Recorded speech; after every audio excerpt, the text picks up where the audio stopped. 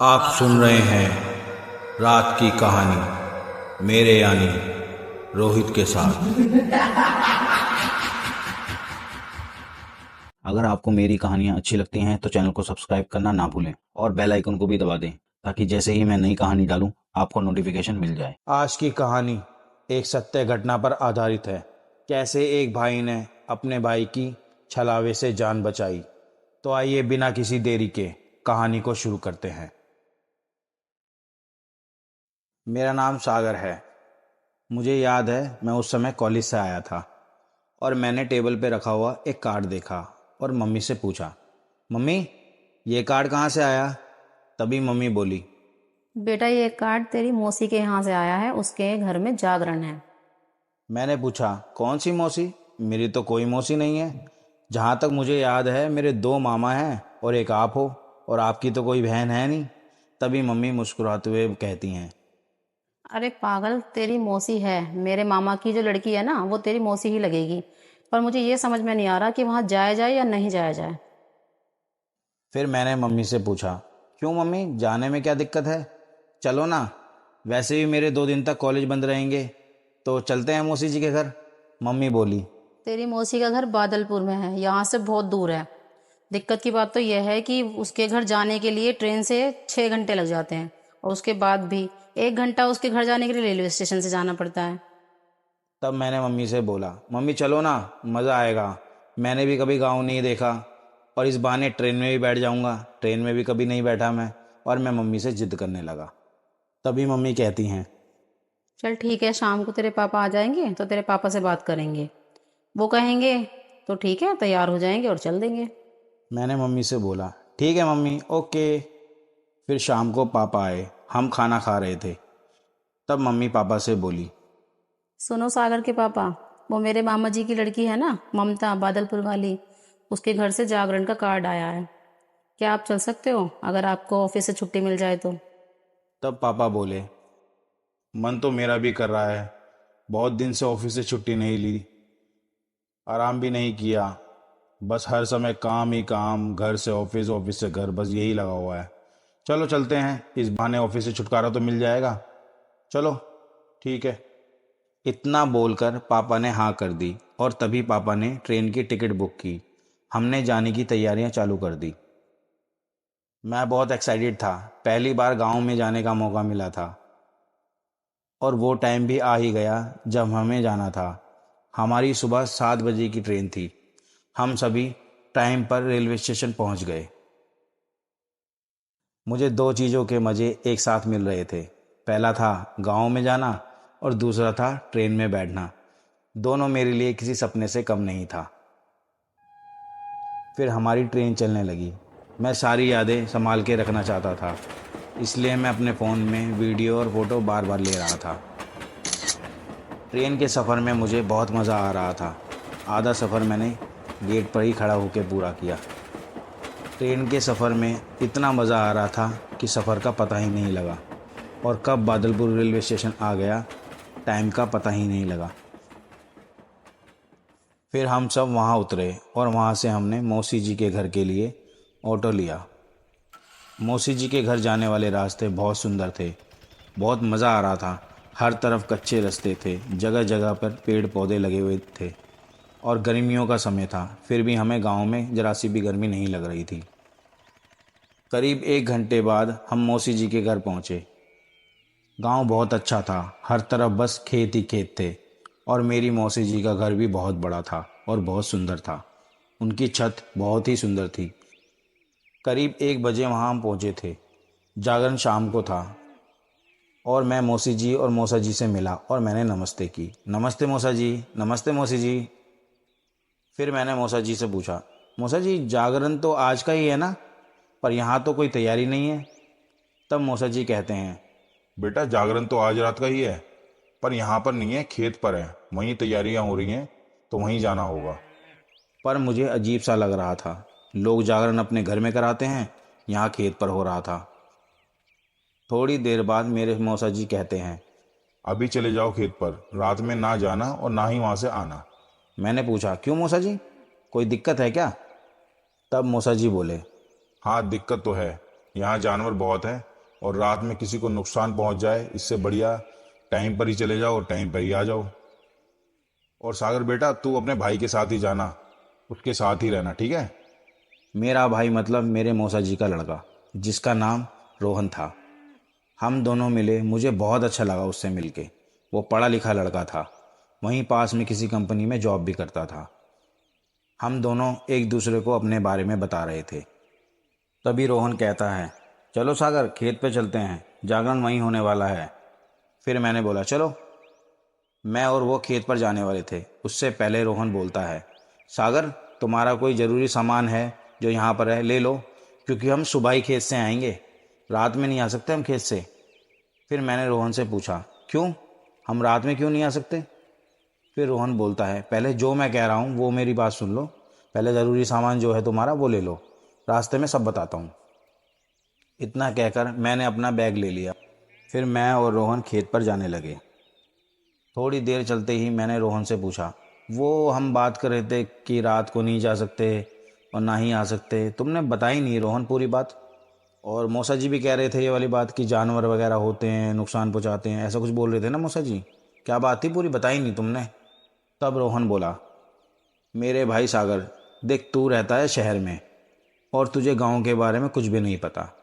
तूने बस फिल्मों में और सीरियल में ही गांव को देखा होगा, पर यह गांव बहुत अलग और अजीब है।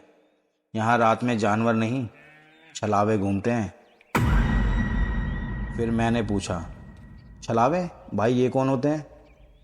फिर रोहन बोलता है, भाई ये बहुत खतरनाक होते हैं, ये किसी की भी आवाज़ में बोल सकते हैं, ये किसी का भी रूप ले सकते हैं और इनके पैर उल्टे होते हैं। और जो जागरण हो रहा है ना खेत पे, वो इन्हीं की वजह से हो रहा है। कई महीनों से हमारे खेत के आसपास बहुत सारे लोगों की लाश मिली है जो छलावे के शिकार हुए हैं। छलावा लोगों को भ्रमित कर देता है, जिसकी वजह से वो डर के मारे मर जाते हैं। और छलावे नाक में बोलते हैं, ऐसा लगता है जैसे नाक में बोल रहे हों। वो छलावे के बारे में मुझे बताया जा रहा था। फिर मैं बोला, रोहन, भूत बोलते हैं ना उसको? हाँ, तू भूत बोल सकता है। मैं उसकी बात पर हंसने लगा। अबे यार, तुम कौन सी सदी में जिए हो? लोग चांद पे पहुंच गए, तुम अभी भूत वूत में लगे हुए, छलावे और भूतों में। आँख खोल के देखो, हम कहाँ पहुंच गए हैं और तुम अभी भी भूतों में लगे हुए हो। और मैं उसका मजाक बनाने लगा। फिर रोहन बोलता है, तुझे मेरी बातें मजाक लग रही हैं? कोई बात नहीं भाई, तू गांव घूमने आया ना, घूम मजे ले, पर रात में खेत से घर मत आना। इन सब बातों के बीच में हम खेत पर पहुंच चुके थे। वहाँ जागरण की तैयारियां हो रही थी और सभी लोग अपने अपने कामों में लगे हुए थे। फिर वो टाइम भी आ गया जब जागरण चालू होने वाला था। फिर जागरण चालू हो गया। सभी लोग जागरण को एंजॉय कर रहे थे। वहाँ सभी लोग थे, मेरे मम्मी पापा, मेरे मौसा जी, मेरी मौसी जी और बाकी सारे रिलेटिव। मैं रोहन के साथ खड़ा था। मैंने थोड़ी बहुत जागरण की वीडियो और फ़ोटो ली, पर मुझे जागरण बहुत बोर कर रहा था, तो मैं अपने फ़ोन में गेम खेलने लगा। और ज़्यादा फ़ोन को चलाने की वजह से मेरे फ़ोन की बैटरी ख़त्म हो गई। मैं ये सोचने लगा, अभी तो पूरी रात पड़ी है और मेरे फ़ोन की बैटरी अभी से ही ख़त्म हो गई। मैंने अपना बैग देखा तो मेरे बैग में चार्जर नहीं था। फिर मुझे याद आया, मैंने अपना चार्जर मम्मी वाले बैग में रखा हुआ है और वो बैग मौसा जी के घर पे है। मैं ये सोचने लगा कि क्या किया जाए। मैंने मम्मी से बोला, मम्मी, मैं मौसी जी के घर जा रहा हूँ, मेरा चार्जर वहीं पे है आपके वाले बैग में, उसे लेके आ रहा हूँ। तभी मौसा जी पीछे से बोलते हैं, नहीं बेटा, अब सुबह जाना, रात को जाना ठीक नहीं है। करीब 11 ही बजे थे और मेरे मौसा जी ऐसे डर रहे थे जैसे उन्होंने भूत देख लिया हो। मेरे पापा से बोले, भाई साहब देखो, सागर मेरी तो सुनेगा नहीं, आप ही बोल लो, आपकी सुन लेगा। तभी पापा मुझसे बोलते हैं, सागर, मौसा जी क्या बोल रहे हैं, सुनाई दे रही है बेटा, सुबह जाना, ठीक है? फिर मैंने बोला, पापा जी देखो, मैं इस जागरण से बोर हो गया हूँ और अगर मैं यहाँ रहूँगा तो और ज़्यादा बोर हो जाऊँगा और मेरे फ़ोन की बैटरी भी ख़त्म हो गई है। अभी तो पूरी रात पड़ी है और मेरे को पूरी रात काटनी है यहाँ पे। ठीक है पापा जी, मैं लेके आ रहा हूँ अपना चार्जर और मैं अभी आ रहा हूँ बस थोड़ी देर में। और जो ये फालतू की बातें यहाँ पे हो रही हैं ना, ये छलावे और भूत प्रेत वाली, देखो मैं इन चीज़ों पे विश्वास नहीं करता और ना ही मैं मानता। ठीक है बाबा जी, मुझे अपना चार्जर लाना है तो लाना है। तब मैं जाने लगा तो मौसा जी पीछे से बोलते हैं, ठीक है बेटा, तू जा तो रहा है, अपने साथ रोहन को भी ले जा। वो जानता है कि क्या करना है अगर वो मिल जाए तो। मैंने कहा ठीक है चलो रोहन चलो। तभी रोहन ने मेरे कंधे पर हाथ रखा और बोला, सागर भाई देख, बड़ों की बात भी माननी चाहिए। पर मुझे इन सब की बातें बहुत अजीब लग रही थी और मुझे गुस्सा आ रहा था। सब फालतू की बातें कर रहे थे। मैंने गुस्से से रोहन से पूछा, तू चल रहा है मेरे साथ या नहीं, बस ये बता दे, वरना मैं अकेले चला जाऊंगा। फिर रोहन कहता है, भाई देख, तू यकीन तो करेगा नहीं, पर उस रास्ते पर सच में छलावे मिलते हैं। फिर मैंने रोहन से बोला, तू चलेगा मेरे साथ या नहीं, बस ये बता दे। फिर रोहन बोलता है, भाई मैं नहीं जा सकता, और मैं बोलूँगा तू भी मत जा। फिर मैंने बोला, मैं अकेले जा रहा हूँ और वापस आकर तुम सबको दिखाऊंगा कि जो तुम फालतू की बातें कर रहे हो ना, आके दिखाऊंगा कि ये छलावा वगैरह कुछ नहीं होता। ठीक है, जा रहा हूँ मैं। और मैं जैसे ही अकेले जाने लगा, रोहन पीछे से बोलता है, ले बीड़ी और माचिस, जैसे ही छलावा आए बीड़ी जला लेना। और वो छलावा आग से डरता है और भाग जाएगा। और मैं रोहन से बोला, मैं नहीं पीता ये बीड़ी वीड़ी, इसे तू ही पी। और मैंने रोहन से बीड़ी और माचिस लेकर ज़मीन पर फेंक दी। रोहन ने वो ज़मीन से उठाई और मेरे गले लगा और बोला, भाई मत जा, सुबह चले जाना। वो बीड़ी और माचिस चालाकी से रोहन ने मेरी जेब में रख दी थी। फिर मैंने अपने आप को उससे दूर किया और निकल गया। थोड़ी देर चलने के बाद रात में जंगलों से बहुत अजीब सी आवाज़ आ रही थी, पर मुझे जरा सा भी डर नहीं लग रहा था। मैं अपने रास्ते पर चलता जा रहा था, तभी मेरे पीछे से आवाज़ आई, सागर रुक मेरे भाई। मैंने पीछे मुड़ के देखा तो रोहन था। उसे देख के ऐसा लग रहा था जैसे वो भागकर मेरे पास आया हो। मैंने गुस्से से रोहन से बोला, तू तो बोल रहा था कि नहीं आऊँगा तेरे साथ, अब क्यों आया? फिर रोहन बोलता है, तुझे इस जंगल में अकेला कैसे छोड़ सकता हूँ, तू तो मेरा भाई है। इतना बोलकर हम दोनों साथ में चलने लगे। थोड़ी देर चलने के बाद रास्ते में एक खुला मैदान आ गया और रोहन बोलता है, चल कुश्ती खेलते हैं। मैं रोहन से बोला, कुश्ती? भाई मुझे तो कुश्ती वुश्ती कुछ नहीं आती। तुझे तो पता है मैं शहर में रहता हूँ, मुझे कुश्ती वगैरह कहाँ आती होगी भाई। मैं रोहन को मना करे जा रहा था, पर रोहन जिद कर रहा था। फिर रोहन बोलता है, कुश्ती नहीं आती तुझे, कोई बात नहीं, फिर भी खेलते हैं। मैं हैरान था कि रोहन मुझे कुश्ती के लिए क्यों बोल रहा है। ना मुझे कुश्ती आती है, मैं शहर का लड़का, मुझे कुश्ती से क्या लेना देना। रोहन मुझे बार बार जिद कर रहा था।